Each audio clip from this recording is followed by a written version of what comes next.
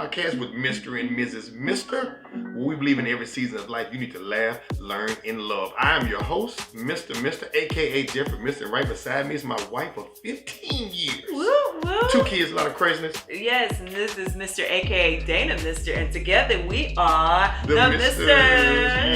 Yeah. We're talking about today, are we Issa Rae or Dr. Dre? Oh, I like that. That rhymes. It does. That's pretty Has a little good. That's nice pretty thing to good. it. Are we Shout Issa- out to Issa Rae. She got married. Another Yes. welcome to the fraternity, sorority, whatever ority this is. Now, Issa dropped Marriage. that thing like, Came out I'm here.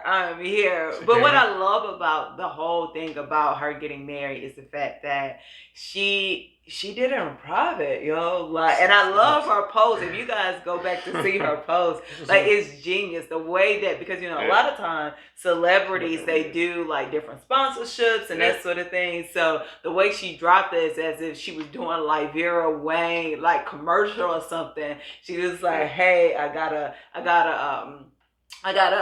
dress.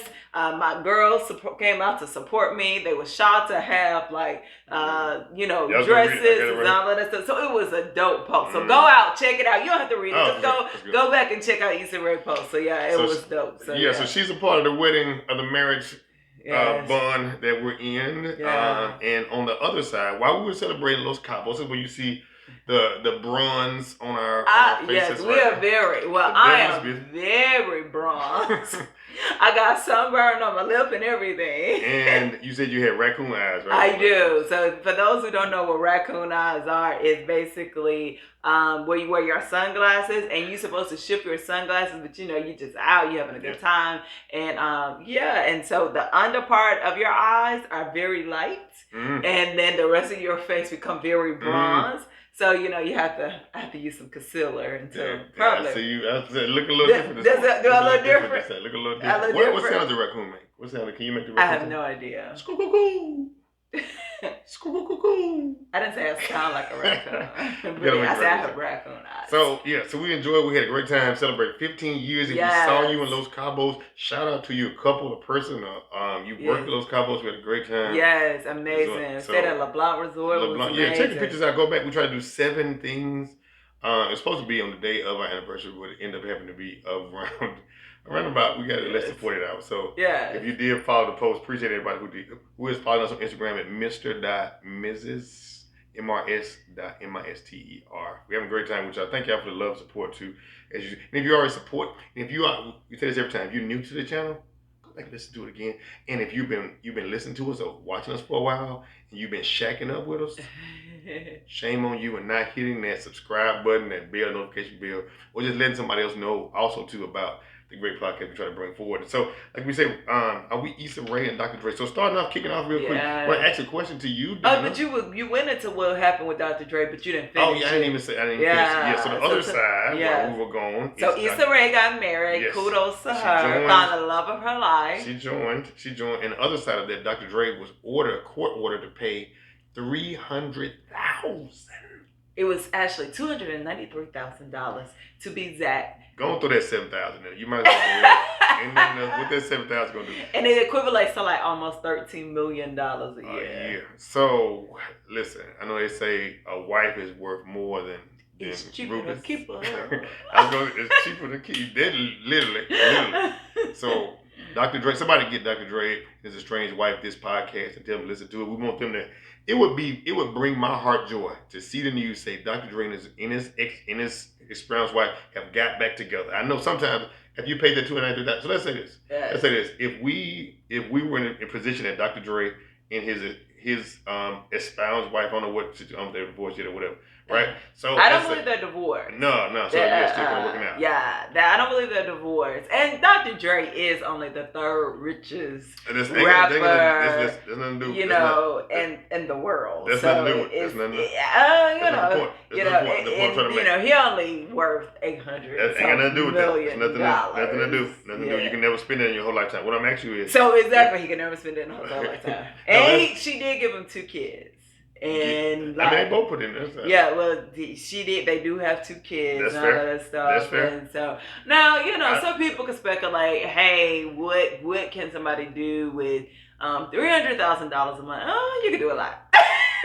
But it's supposed to help go towards their homes, her health insurance. They do have their 2 kids. I'm not for sure because the kids. I'm not for sure. Does she have a metal loan, or does she have an atomic body? Well, my thing what is, healthcare? well, see, this is the thing, and we talked about this yesterday, right? So one of the things that happens is, like, the court system one of the things they look at is that how you got them acclimated to this lifestyle, right? So my thing was, and keep in mind, like, now she was married to like an NBA star prior or something like that, and she should be good. Yeah, so she was married to NBA star prior too. So the thing about it is, they probably looking at for all these years. I think they was married for like over 20 years, almost. Yeah, it's been a long time. So my thing is, they're probably looking at like the number of years that they put in and like the lifestyle that she's acclimated to. And now keep in mind, the homes they probably have is probably worth like millions and millions of dollars. So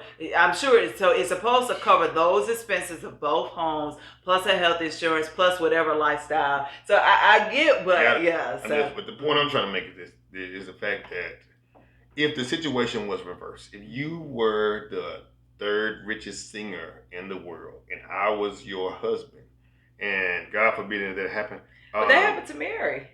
Yeah, but I'm saying, would the same energy be in that place? And we're just talking about this just in no. As the last portion of this, but no, because that's what I'm saying. So if it's equal, are we equal though? Is this an equal footing? Well, of what we're talking about? Because most of the time, typically the male. Watch yourself. Yeah, what I'm saying is, typically the male is usually the one that take care of the household, right? Most of the time, financially. And so what's happened has, let me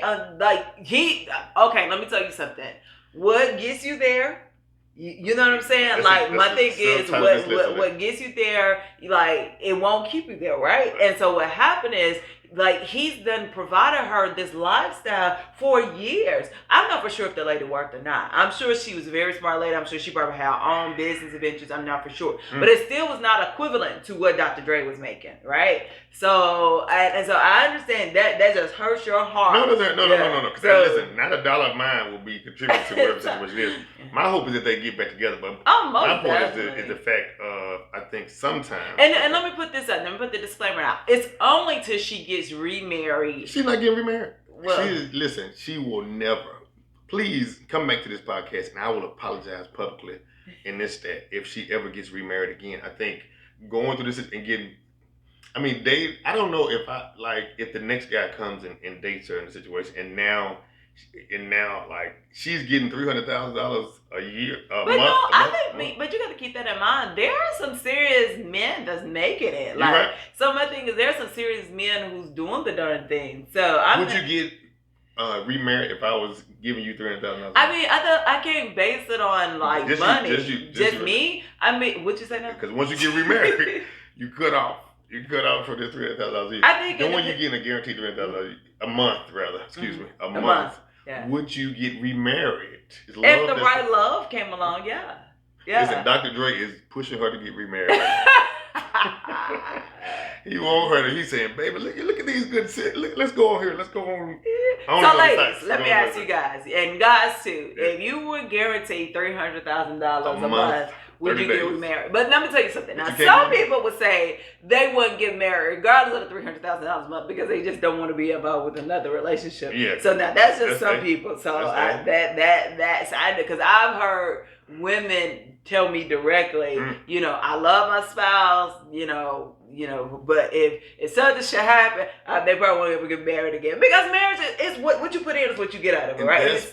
What I'm saying is, if you ask me the question, would you get remarried if you was getting $300,000? Absolutely, because you got to learn. I'm still living on a $28,000 a year budget. That is for 18 lifetimes in 1 month. If you realize that. So I will collect that $300,000 for a couple months. A couple of months. That's all you need. That's all I need because I'm a simple person. I feel like many times what happens is the money convolutes the relationship if the foundation is not strong. So Dr. Dre is a strong wife. Please listen to Mr. Close at this point. The foundation there is not strong. And so when the foundation is not strong, when money comes in, if you look at a lot of people who have money, over dinner we were talking about J-Lo. J-Lo looks great. She's 52 years old. She is fine. Yeah. She's fine, respectfully. Respectfully. But I think the fact is when both of us are dependent on our income for rent, sometimes there's an added incentive for us to work it out. Because I need you and you need me. I think once we listen to the vows and stuff now, being able to like coach couples and stuff like that and look at the vows, like that's a piece of it. I think when we get independence, and if something you don't like, I can say, oh, I can find somebody else to do that. Or I asked her to cook and she didn't cook. Don't worry about it. I'm never going to ask her to cook again. And I think if you're not mature enough, you don't want to walk into, let me go back to them and talk about it. Let me work. Let me work through this this stuff. Yeah. It's easier to walk. Yeah. It's much and easier. I believe now we got to talk about this J-Lo eventually. We don't have to talk about it today. But one thing, J-Lo, I had to find the article, right? She's because when I saw posted, I'm in Cabo, we eating at the restaurant. I think it was at the Italian restaurant. Yeah, and I was like, it popped up on my news feed, J-Lo and Ben Affleck back together. And I was like, what are you talking about? So I went. But I had to Google for myself because I love doing my own personal research. And like it came up that she has been with like 10 different men. She hasn't married all 10, but just 10 different celebrities and like people that's in the limelight. So we're gonna talk about that. I would love to hear. That's a whole nother topic, but I definitely want to get into that. Yeah, definitely. But I think it's one of those things, like you were stating, though, it's so easy for us to run, like especially when you get a certain status. Now, especially and then statistics have already proven that once you get divorced one time, once you get remarried, it's easier to get because you already been through the worst. You're like, you know what? Because the first time, it's like, man, I'm gonna try to do everything I can to hold on. We'll do it for the kids, I'm gonna do it for me, I'm gonna do it for him, and then eventually, if things just didn't work out, it didn't work out. But then the second time around, he was like, you already seen the worst that could happen, right? So it's easier. So we gotta talk about this J-Lo thing. But go ahead, keep it moving. So keep going. But great point there. We kind of talk about, are we Issa Rae or Dr. Dre's? We've been 15 years, and we're talking about, as we talked about on the anniversary, I always think of the next step, right? Like leveling up, like seeing where you can grow. We've had conversations, and please go back and watch some of the previous episodes of things that kind of work better for yourself. And if your spouse don't want to do it, how can you be better in a relationship yourself? And so one thing that I shared in the post, I think too, and I think we kind of talk about this a little bit too, is like what got us here won't get us there. And what got us here won't keep you there. Yeah, exactly. Yeah. So the same as we see on like Issa Rae, like what got them there to marriage won't get them there to 10 years and 15 years. And the same thing for Dr. Dre and his wife. I didn't look her name up before this point, but like what got them there and what got them 2 kids and loving each other, it didn't get them there. So like if you don't want to be like, I don't want us to separate or be in court talking about, you owe me $357 a month, whatever. Yeah, that's why I'm not doing that. Just pay for my money and I'm... No, but I'm saying, a lot of people don't feel like they would be in Dr. Dre's position, but something goes away where people feel like they grow apart or something in the situation. And so that's what we're talking about there today is what got us here won't get us there. And I did a little research. There's an author by the name of Goldsmith Marshall who does a lot of like leadership speaking and whatnot too. It transitions, I think, a lot to relationships. And also too, there's a book he has. It's called "What Got You Here Won't Get You There." And I was like, look at the Lord. Look how that worked out in the sense. I didn't even know there was a book in the sense of this. And so like studying, kind of reading about that, like a lot of the principles about that work in the same vein as this. So if you're listening or watching right now, you're saying, you know what, man, I don't know if we're in the same bucket we were in before. There's another episode too we can kind of talk about, because most people, if you notice, what's the guy name that's on the Tyler Perry movie, Diary Mad Black Woman, the one who I think made the rose petals and stuff like that for the lady at the beginning, the one that was crazy. You know what I'm talking about? Y'all know what I'm talking about. And so he recently just got divorced after how many years? 28 years? You're thinking that's a long time for somebody to be together. And most of the time, if you read anything, they say, hey, respect our privacy, but they say we've grown apart. Bill Gates and Melinda Gates, they said they've grown apart in the situation. I don't want us to grow apart. I know folks who are listed don't want to grow apart from who you married, because you spend a day, you make some kids with them, whatnot too. And so realizing, I think the key is what got you to the point is not what will get you out of it or what will get you to the next point that you need to get to. So a couple of things we can kind of talk about real quick. And see, so kind of start off, he says the first thing to do is to ask for input. And so ask for input. So it's like, have you asked for input from your spouse, from your mate, or who you're in a relationship with? If you're not married yet, you're dating, seriously dating, whatever it is, ask for input. Why is that so hard for individuals to ask for input from each other in a relationship? What do you think? I don't believe. I believe it's because I love the ask for input part, but I believe this ask for input and be willing to accept it or be willing to listen. I think a lot of times, and because this is one of the things that I talk to you about. Jeff asked for input, but I think sometimes he may not necessarily want to hear because Jeffrey is perfect in Jeffrey's mind.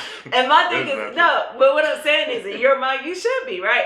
But what I'm stating is like I think you have to be willing. So I think a lot of times people don't ask for input because they really don't want to hear. Oh, that's facts. They just don't want to hear it. Or then they don't want to ask for input because they don't want to hear it. Then another thing too, I think people want to make sure people's intentions are good. Like, for example, and I'm just going to be honest with you. So if you ask for input from me, I just feel like sometimes it's like, oh, he really just want to provide his feedback on me. So how can you change that though? So let's say, so I'm just go with it. I'm gonna go with what you're saying, regardless of whatever, right? If I'm actually acting from a genuine place, if you perceive it as that, how can the person who's asking for input actually? I think you have to just show that you really mean it. Like, you show that you really mean it. It could be one of those things where it's just like, hey, I'm asking for input because I want to be a better husband and I'm willing to listen, and then don't even flip it. You know what I'm saying? Like, it's just like you genuinely want to know for the sake of wanting to know, if that makes sense. That's right. And just be willing to listen. And I think too, when you provide that feedback, just provide constructive criticism. Like, I love it when you do XYZ, but this is something that I would love for you to improve upon, or something like that. Or, so I believe it's one of those things, yeah. Yeah, there's a technique with that too, right? So it's the fact of, I love it when blank. And so, yes, the same end. Yeah. So there are trigger words that people have. Yeah. I think understand that for yourself. Yeah. Understand what the trigger words are. That was the thing that I was talking to some fellas of mine is, I think sometimes seeing who has provided constructive, I won't say constructive criticism, but like input. Yes, exactly. Yeah. Input, right? We all can grow in some area. But have you seen, this was a tweet too that came a little while back, and I was going to read it back, but it's the fact of, if I've never seen somebody in my gender or my place like take constructive criticism, even look on a job, like a person on a job, anytime that somebody gives you feedback, I know some people like, I can't believe that, and they kind of go back to it, and it's hard. Like, nobody wants to hear input. Yeah, exactly. Nobody wants to hear it, but that's they don't want to hear negative input. We love positive input. Oh, for sure. Yeah, tell us how good we are. But like we said, what got us here won't get us there. I think that's a necessary component to, I'm feeling this way. I think Dr. Red Springs' wife, I'm sure they had some input to give, but either they felt like the person wasn't going to be able to take it, or I don't want to give it because I tried it one time and it didn't work, or I tried 2 times and it didn't work. And so the point he's saying is asking for input, like proactively asking for input, and you know what, work on this, and also being able to receive that point, like you said before, of doing that. And if I haven't seen a man receive input from a woman, or like a husband receiving, I can already have in my mind, like, what are my preconceived notions of those things? And it goes deep. Like, I was doing some research, it goes deep. So, and the same thing for like a wife. If a wife, many times, the wife is providing feedback for the husband in most cases that we see. Now, it's not everybody. Somebody will say, well, no, mine's a different situation, right? And so if it's reversed, it's different. Yeah. If it's reversed, I think sometimes if you have not seen that relationship work, it can be taken as, I think you said this before in the previous episode, of like, you're not my father in the situation. And then, like, you have to say, okay. I didn't say it that way, but yeah. But you did say, like, you're not my father. Yeah, I just said, you're not my father. We was discussing the whole thing about the connection to Yeah. how like sometimes your spouse could come over as being as your father and like you don't want that. Shout out Solidified Wellness. Shout out Solidified Because you married your husband. You didn't marry. Well, you may marry somebody similar to your father, but you don't want a father in your marital relationship. Yes. I think the root of it is the perceived everything that we take in. Like I'm taking it from a lens of the way I perceive what happens. So it's asking back for input to it, saying, "I heard you say this, right?" And so on Black Love, there was a situation where quickly the husband was like dating his wife. They were just getting married. They had kids before this, right? So she's talking to him on the phone. He's using some foul language on the phone with his son in the car, and she has a daughter. She was like, "Hey, is your son in the car with you?" And he's like, "Yeah." And so she was like, "This you shouldn't. I don't use that type of language around my child, like that." And so I'm concerned that you would use that in front. He was like, "How you gonna tell me this my child and whatnot too?" And so afterwards, he kind of got to a point. He was like, "What I heard was, I heard you, criticizing me as a parent." Yes, exactly.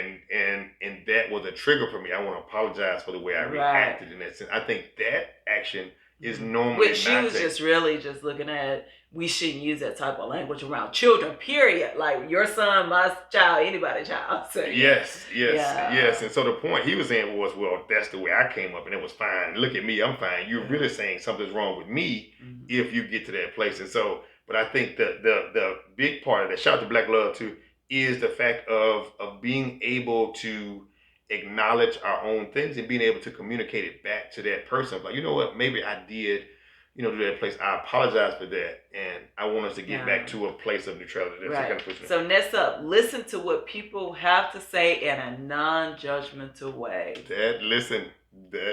Like you said, the other piece there, that's a piece of none. And so coming in and saying, the best interests are at heart when we say in this place, and not if you have an emotional person, if you're an emotional person, or both of y'all an emotional person, and you're quick to trigger, that's hard to do that. So coming in and saying, hey, let's go in. What we used to say is, all right, we're in friend mode, right? Remember when we said that? Yeah. Friend mode. So, and I think listening in a non-judgment, it says listen in a judgmental way, non-judgmental way, because. And because, Jeff and I, we talk about this often. It's like, if I'm talking about something, if you already calculated in your mind something to combat what I'm stating, then it's like, well, why are we even having this conversation? Like, again, the verdict is what gets us there won't keep us there, and it won't get us to the next point, right? So, I think a lot of times, and situations, and we've done it too, where somebody is saying something and you're so busy already trying to come up with either combat what they're stating, or what you're doing is you're trying to come up with, well, I know I'm not perfect, but this is what you're doing. So again, it has to go back to listening in a non-judgmental way, especially when you ask for the input. You have to be willing to listen, like with no judgment, like you're not judging your significant other. Yes. And some of that, I think, comes out of the next point is really like involving everyone else, really talking about like accountability, right? And so maturity is at a point of saying, can you handle accountability? Is it something you can handle? Many people can deliver accountability, but not necessarily like when I'm not. So let's say my role is this, and if I fall short on this, like when we come back and we talk about it and we say, hey, okay, I missed paying the light bill and the lights are off, right? So non-judgmentally is saying, oh, you paid that, but hopefully I can probably say, man, I should have done this.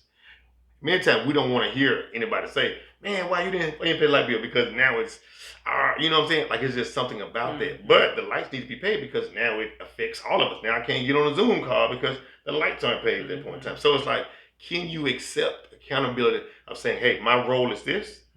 And if that doesn't happen, you have a reign for us to communicate how that goes, and vice versa, in both ways. So as a leader of the house, you have to be able to set that tone, but also be accountable for the things you're doing. And then if you are the CFO or whatever thing we have to, being able to say that too and have those conversations, then involving other people, getting to accountability there. And then next is change.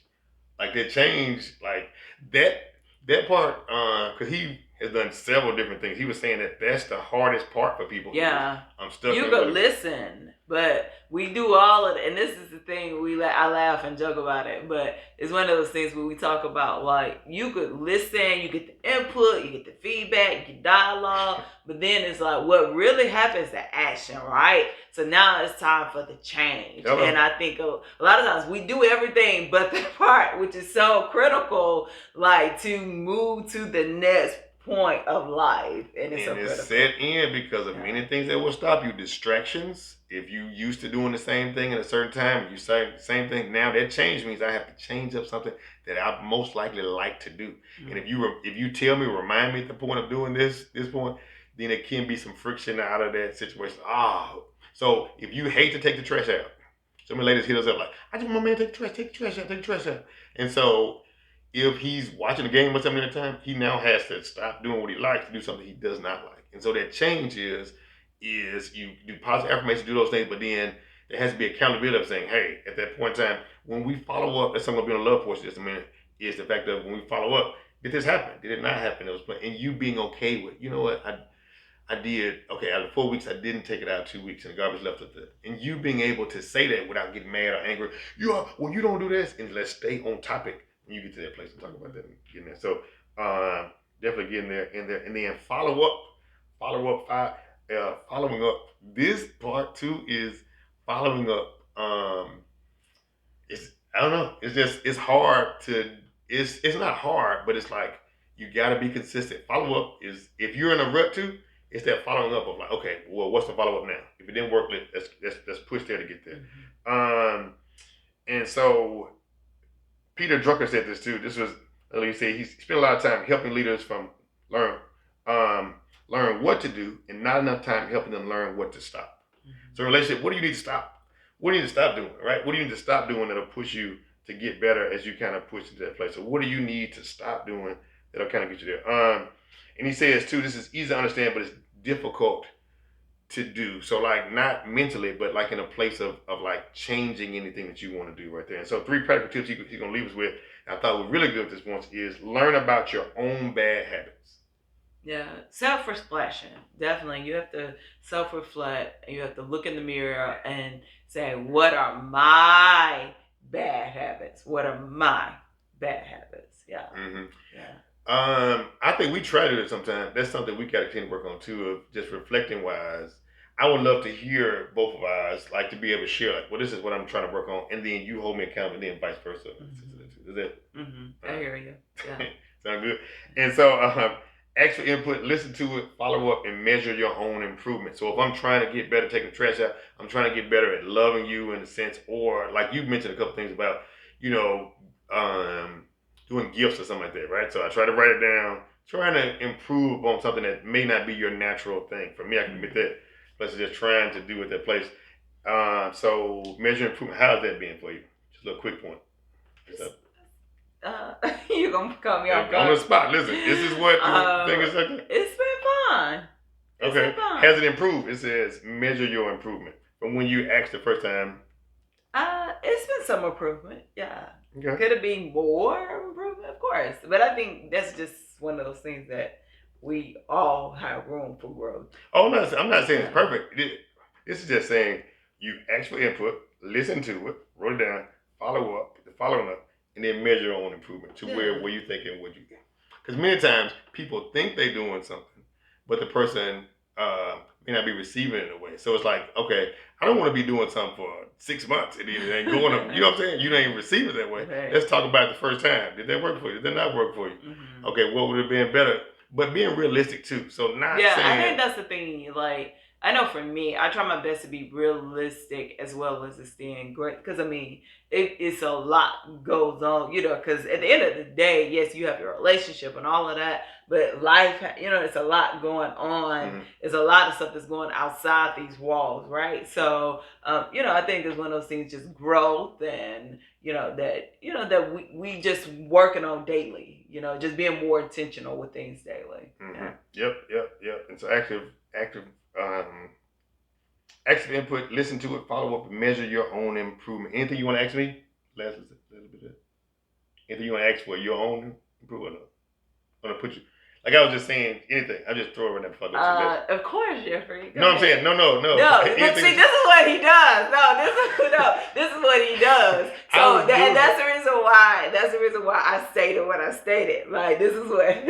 What did I do? I don't understand. Okay. I just reading up. Listen. Yes. Okay. I didn't understand. Okay. So he was like, "Hey, so how you think I've been doing?" And I was like, it's going fine. Da da da. And then, so you see what he did? He was like, "So anything you want to ask me?" So Jeffrey, although I feel like that's why I say make sure it's genuinely done. So, but Jeffrey, anything that you feel like that? How am I doing, Jeffrey? Well, let me say this. I was asking I didn't want to just hold the airway. I want you to have a chance to anything that you feel like you're doing that you want to ask people. Nothing that I specifically say. This is what happens sometimes. Daddy will not ask for the thing. Sometimes he will. I ask when I feel the desire to ask. It does not come often. Well, again, but we're not talking about. No, I'm not. I'm just saying you would ask me what was good. I was just saying that what happens when a person does not ask for extra input on the situation. So if I already have in my mind, I'm putting myself. If I already have in my mind, the person will ask for input. It is like, okay, it's just another level I got to deal with. Most people, I would say some people would not ask for input, knowing that there would be other steps along with it that go in there. And just like you just give take of this, we're in free mode. This is a free mode situation. Is the fact that sometimes it feels that way. It may not be to you. Mm-hmm. So I was just opening it up to say, is there anything you feel like you're doing that you would like input on and say, not anything that I'm feeling right now. I was like, okay, I'm trying to work on this. Was there anything that you would like to say? Hopefully it's not a trigger. I don't see you be a trigger. Ain't no trigger. So, I don't have any questions to ask. That's the point. I think sometimes it can be, if somebody does that, what do you do? And that's what we kind of. And so the last one is active questions. Ask active questions yourself and your mate. What's the difference between an active question and a general question? Great question. I'm glad you asked. A general question would be something like, hey, or like, what are you doing? Or like stuff like that. It's a general question. Active question would be something that requires thought and more of a follow-up and more intentional questions. Yes, they require receipts and accountability of this place. And it can be in a vulnerable place to be able to ask those questions because, like you see, it can put you in a place like, if I'm not doing that, what happens? Or if I am doing that, what's my expectation? So, but it's just as long as you have that dialogue, we try not to have anybody like Dr. Dre paying $300,000 a month. We'd rather keep that in-house with y'all as you get to a place. Stop. Anything you learn real quick from that place before we close out? Just mainly, I think when you ask for the input, just be willing to listen and listen, with no judgment. So, for sure. What about you, Jeffrey? Thank you for asking that active question there. Look at that. The Devil's Business shirt. If you need one of these shirts, please let us know. As well. That's my little comedy thing I do. And so, what I take away from today is that it's to truly, truly be reflective. Like truly put yourself in a place of thinking, if I don't put the work in now, what will it cost me later? And I think if most people, I don't know about Dr. Dre, he may be like, I'll pay $300,000 a month. Well, no, actually, she requested the divorce. He didn't. So I'd be curious to see that's a good what will be I would respect people's privacy, but sure. I would be curious to see. But she actually requested the divorce, right. And I think one time before she requested it, and then he got sick and all of that stuff, and then I took it back, and then it's been one of those things. So it's been one of those things been up and down. So so definitely prayers with them though. Our goal is we would love to see work on our marriage. Well, we work on our marriage and help other people along the way, as well as because we're in this thing together, and like we say, what you put in is what you get out of it. So exactly. So keep working, y'all. Keep working, even if y'all didn't see eye to eye, especially with this episode right here. If you had a little friction like we have time to time, we just want to be honest and real with y'all that behind Instagram pictures, stuff like that, it takes work. It takes consistent work. And for those who say no, it doesn't take work, I commend those who have it. Who have it where it's peachy, applaud that because I love that. But like for I love that. I do, and I truly love that. But for Jeff and I, as you guys know, Jeff and I are two opposites. We're very different, and so I think for us, we're a good example of two people who are vastly different, but still can make it work. Yeah, that makes trying sense. every day. So waking up and saying, give the grace, give the love, give the compassion, try to go to that place. So the last part of love is schedule your next 3 relationship check-ins. And you can use the questions that we talked about on this episode. If you're having a problem discussing and starting it, just listen to this episode together as a couple. And if you're single, ask yourself, if you were in a relationship, which one of these things or one or more of these things would be difficult for you now? And start working on it before you get to it. So you can come in there a whole healed person before you get to that place. And you ain't got to go through all these fights and $300,000 a month at that point. So you schedule next 3 relationship check-ins now. So we're gonna book our next 3. Get it on in there. And so if you argue through the episode, you did whatever like that, we don't want you to end with the Mr. Mantra. Something that unites you, bring you back. Hey, before we do that though, I want you to say, because I saw somebody said this, but can you explain what the devil is? Because we don't want y'all to think we support the devil. No, we are Bible believing. Jesus is Lord. Yes, let me explain. He reigns above all things. So I just want to explain that, because I don't want people saying, "Oh, why they say the devil?" No, now we do know the devil is real, but we know God can do all things. So go ahead. Yeah, thank you for setting me up. Mm-hmm. So thank you. So the devil is busy. Hold your shirt up for me quick so they can see it. The devil is busy. Shirts. If you listen online, watch on. It means in the South, a lot of times when you would hear your parents, or your grandparents, something like that, something would happen. Let's say, for example, you catch a flat tire and you on the road and you got your last day, you about to be like, oh, the devil's busy, or something like that. Or you watch any of my comedy videos, they'll give you a detailed part about life or what happens in the situation. But it's really something that happens in life that you stop and say, man, the devil is busy in the situation. And so many people will stop there. And the push is, man, the devil's busy, but God is busier. And you got to really push. And I tried to get him to put that on the back, but he wouldn't. Yeah. And so I'm going to get my shirt on the back, but God is busier, but he wouldn't do it for this. No changes to it. No. It's an intellectual property here.